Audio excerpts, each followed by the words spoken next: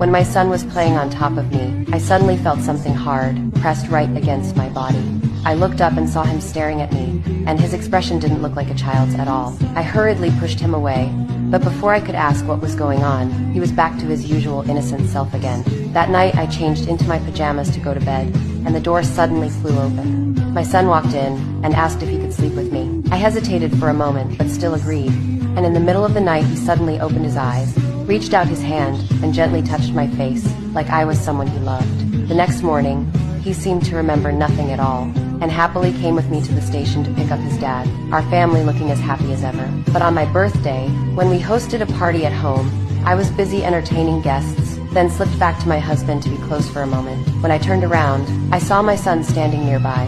His eyes were full of anger and hatred. I was about to ask what was wrong, and he ran off before I could. When I went to the kitchen to grab something, he shouted, "I hate you," at me, then ran upstairs. I tried to chase after him, but the lights in the house suddenly went out, and in the panic I fell to the floor.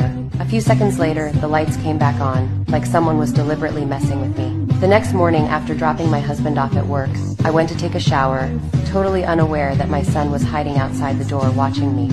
After a while, he quietly opened a drawer and took one of my underwear. The sound of the drawer closing caught my attention, and when I came out to check, he was already gone. I got dressed and was about to leave, when I noticed the basement door was open. It was my first time walking in there. The room was full of spider webs, clearly untouched for a long time. I found my son curled up in the corner, sweating all over with a high fever. I quickly picked him up and carried him back to the bedroom.